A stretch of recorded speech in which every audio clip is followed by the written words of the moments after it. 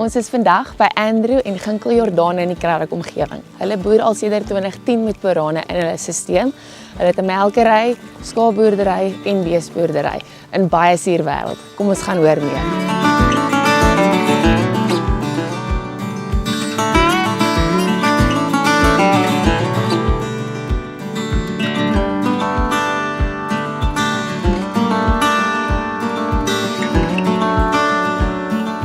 Verskriklik mooi by julle. Ek en Christopher is natuurlik op ons roete en ons sending om almal se stories te hoor oor die borane. So ons kan sommer by julle ons wegskop. Ek meen, hoe het julle nou by borane uitgekom? Dis eintlik 'n lang storie. Ons het basies besluit ons gaan begin melk op die besproeiing. In die tydperk, ons was volvoer melkboere ook, het ons net besef dat die insetkostes maak ons dood, al daai tyd. Ja. Elke maand as ek die melkcheck gekry het, moes ons omtrent die helfte vir die voermaatskappye gee. Ja. So ons het daar begin mind shift maak en weidings gevestig en oorgegaan na 'n weidingstipe beeste. Maar die probleem is, jy het nou 'n groot raamkoei gehad. Nou wil jy hê sy moet gras vreet en ver stap en melk produseer.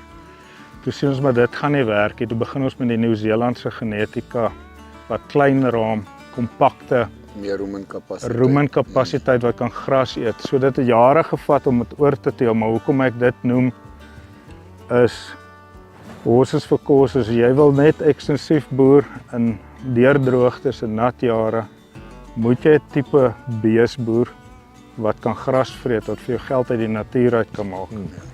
So dit is maar net die ding in die oorswaai van 'n volvoer melkkoei na 'n weidingsmelkkoei het vir ons gewys presies die tipe koei, 'n medium raam, rumenkapasiteit. Kan hy gras omdraai en melk en geld vir ons. En dis presies wat die borane op die veld ook doen. Ja.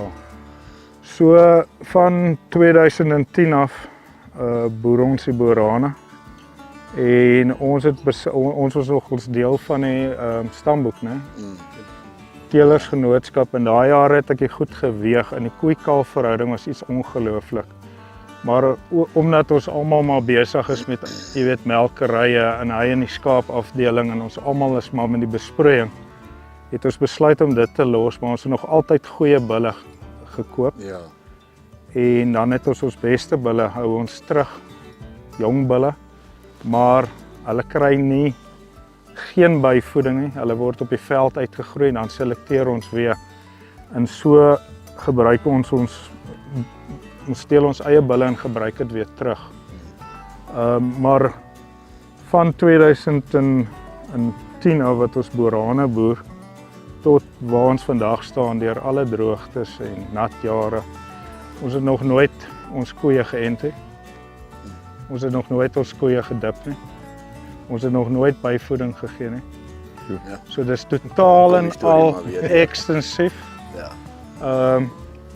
Ons het nog nooit 'n koei verloor aan kalfprobleme nie. Ons het nog nooit in hierdie jare enige boraan verloor aan bosluisverwante siektes. Hierdie serie raak ons eintlik baie die omgewing aan, want ek weer eens vir ander ouens dat hulle verloor half moed. Hulle kan nie eintlik, hulle sê hulle kan nie eintlik die beeste boer in hierdie berge nie, maar en ek dis waar die boraan spesifiek baie sterk gewees is in hierdie tipe veld. Ja.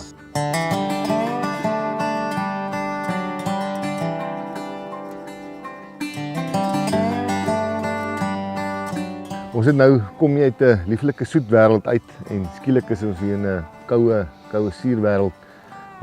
Hoe hanteer julle die proses en ek meen met julle aanpassing op julle bees, gaan dit goed? Boer julle net met die trop hier, skuif julle hulle heen en weer, hardloop ons net so deur daai proses.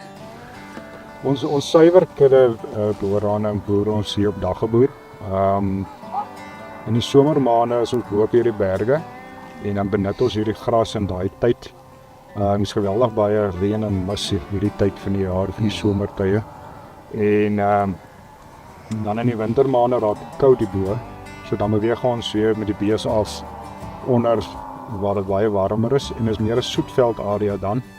En so wat ons grootliks dan doen is ons doen drukbeweiding Soveel as moontlik bees in 'n kamp en wat dan in simbiose saam met die bokke en die skape is.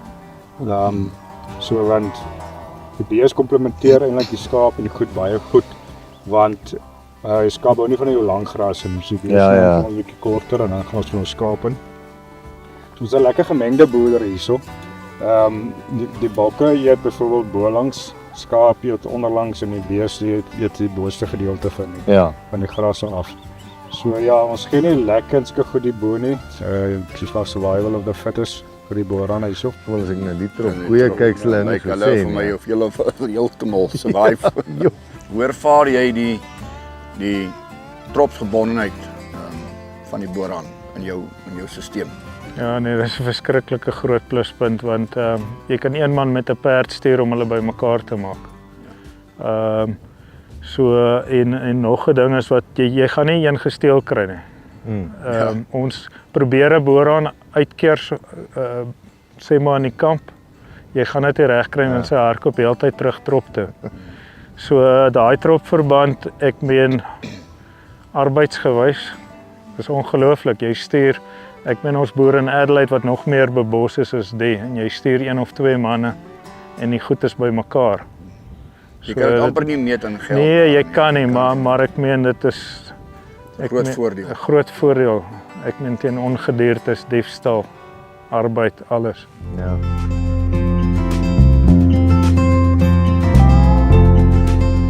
Oor die ginkels en na die trop koeie jy agterkyk kan raak aan lus om die goed te boer en is jy nie 'n plesier om hulle in hierdie koue suurberg so te sien in hierdie kondisie. Kalvers is gesond en die koeie lyk of Lerdoes het in jou onmiddellike omgewing. Kyk die buurmanne oor die draad, is die ouens wat lus raak vir boeraan. Wat is jou, dink jy, is die gevoel, jy weet? Ja, kyk oor die algemene Karoo was nie bekend vir beeswêreld, maar ons reënvalle, ek sal nie sê het geskuif nie, maar ons baie laaste tyd is ons reënvalle van November af tot Februarie. So ons het baie gras deesdae. En hierdie tipe bees kan jy mos nou heelwat koeie of meer koeie per hektaar dra. Hulle en dis 'n tipe koeie ook wat jy kan kalf op Karooveld en